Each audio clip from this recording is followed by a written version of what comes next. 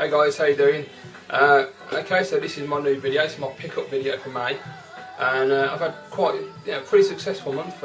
Picked up quite a few nice things. It's been really good, and can't wait to show you what I got. Actually, there's some absolutely stellar deals. Yeah, I just want to say hello to all my new subs as well. I'm picking up more subs. It amazes me how many new subs I'm getting every day. So thanks guys, really appreciate all of your support, and yeah, hope you're enjoying the vids. Right, okay guys, so first things first, beginning of the month I decided to go downtown, check out my normal shops, that being like Cash Generators, Game Station and the Retro Shop MT Games, which has now moved across the street to a massive store. It looks so much better, it's awesome, the layout is fantastic. They've got like proper standee things in there, they've got posters they're selling now, they're selling clothes. They've got like really cool cabinets for displaying all the consoles and everything, and all the figurines are all lined up nice on the wall. The games are all really well spaced out.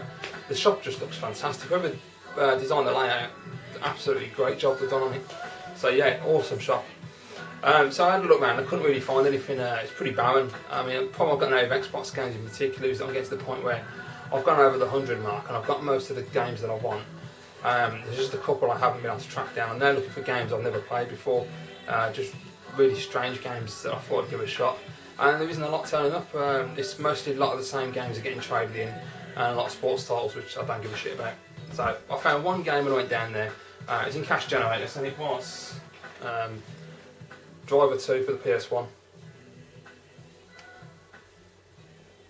and it is complete.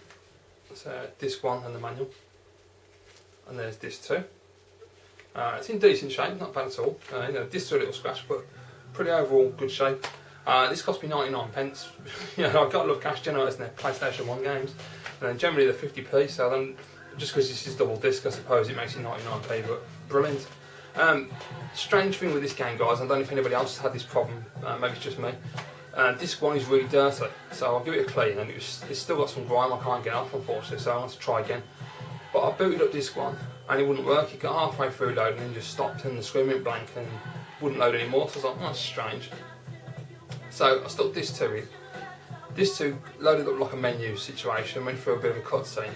Then it stopped and it said, oh, you put disc 2 in, you need to put disc 1 in, which I expected. So I popped disc 1 in and it continued to load and load the game up, and I was able to play it, no problem at all. But I've not been able to get disc 1 to load on its own. I have to do that every time to play the game. So I don't understand it. Has anybody else had this problem with Driver 2, or is it just this disc? It's a bit weird. I don't know, very strange. So there you go, guys. Right, okay, so I bought a couple of eBay purchases over the month, which I'll show at the end, but I'm going to show all the pickups I've done first. So the other week, I went to, I think it was last weekend, I went to a car boot. It's the first time I've been to a car boot in a couple of months, because the weather's been crap and I've been trying to go every week and it just keeps raining. So I haven't been able to get down there, unfortunately, but finally last week, with this great weather I'm having, I was able to get down there. And it's a car boot / market, so there's an indoor market and then the car boot bit. It's quite large. It's down in Cheddar, if anyone knows where Cheddar is. It's a really cool market, and basically I'm just absolutely blown away by what happened. I went to this one store and got a fantastic deal, then I went to another store and picked something up. I'll tell you about the other thing I bought first, then I'll show you the deal, because the deal was just amazing. So the one thing I did pick up from another store was this, which is a plug and play Atari. I think this was £2, I think I paid for this, which I don't know if that's any good, but I thought it sounded right to me. Really good. It's got Asteroids on there, it's got a standard composite connection for the tele. It's got Asteroids, it's got Missile Command, which is my absolute favourite at the moment. I'm absolutely loving that. I thought to be playing Asteroids all the time, because that's always been my favourite Atari game, but I absolutely love Missile Command. It's just so bloody addictive. Trying to get the high score is just amazing. It's so simplistic but so fun. It's also got Yars' Revenge and some other games which I've not heard of, which they're alright. I think there's one called, I think it's Breakout or something, which is your typical Arkanoid type game, but yeah, it was alright. But Missile Command is fantastic, and it's in overall really good condition. I just saw it lying in a pile of crap on the table, and like, there's a pile of junk, and I saw this Atari stick sticking out, and I thought, oh, I'm having that. So yeah, brilliant. But the best thing that was, hang on. The first store I went to, well, actually I'll give you a bit of a backstory. A couple of weeks ago, before I went to the car boot, my small PlayStation 1, the PS1, the Slim, I've been having problems with the RGB SCART for some reason. I started playing, I put it on the one day, went to play some games, and I noticed that I was getting flashes of like purple and green on the screen, and it kept doing it every now and again, sort of intermittent flashes. And I thought, that's strange, what's going on there? So I thought it was the cable, obviously. So I took the cable out, plugged the SCART cable into my old PlayStation 1, which is that box one over there in the corner, which is a 7000 series old school, big, wide, chunky PlayStation 1, and it worked perfect, no problem at all. So I tried it with the PlayStation 2 and my chunky PS2, it worked perfect with that, so it's not the cable. So I figured it must be the PS1. I thought, well, that's weird, I've never seen that before. So I got standard PlayStation official composite cable out of the box, plugged that in, PlayStation works fine. So it's having a problem with RGB, and I don't know why. I've looked online, can't find any information at all as to why it's doing this. If anyone's had this problem or knows how to fix it, if it is fixable, please let me know, guys, because I want to chuck my PS1 in the bin because it's such a great system. Could be on my job to still use it on composite, but it's crap compared to RGB. Anyway, beside the point. So I was looking for another PS1 to pick up, and I looked on eBay. And for the loose console with no power supply, no leads, no controller, nothing, you're talking £5, and £6 delivery was the cheapest I could find, so 11 quid. The bloke downtown at MT Games, he's selling one with one controller and hookups, and it was £10, which is, you know, fair enough, I suppose.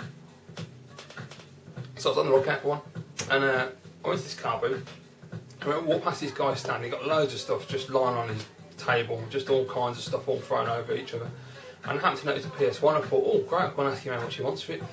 So I goes up to him, I goes, how much for the PS1, mate? And he goes, I don't know, 4 quid for the lot. And I was like, oh, that sounds good, that's pretty decent. You know, I just went to pay £5 anyway, so I thought, yeah, I'll have that. So I was like, great.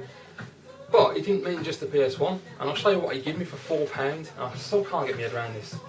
He gave me the PS1, which was absolutely covered in crap and dirt, and it was filthy, and I had to clean it up. And it looks much better now I've cleaned it.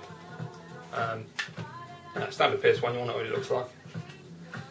That came with one controller and the power supply, which was excellent. So that's all sorted. The controller was crap. It wasn't the official PS1 controller. It was the original PlayStation controller without without what's it called, analog sticks. Unfortunately, it didn't work. The up on the D-pad didn't work, so I chucked it in the bin because it was knackered anyway. It didn't really matter.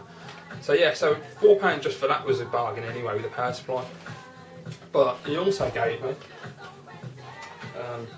Micro Machines V3 for the PS1. Unfortunately, when I got it home, it's Platinum Edition by the way, it's got the manual, but it ain't got no disc in there. You've got to put a disc in the box, which is a bit of a shame, but I can always sell the box on eBay or something along with the manual, so why not. Next one he also gave me was a Platinum Edition. I'm really happy with this. Tekken 2.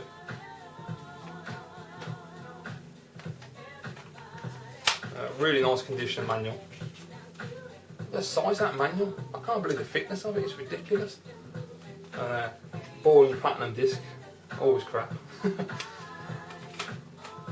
And he didn't stop there, guys. He also gave me Tomb Raider 1 with the cases destroyed, it's all broken there and the hinges are bust. But I mean, you can replace the cases quite easily, so it's not a problem. Manual's in pretty decent shape, it's also a Platinum Edition. And the disc, you know, all these discs are actually in better condition than I expected. They weren't that scratched, they were just dirty, so I just cleaned them up. And it gave me one more game, which was Tomb Raider 3.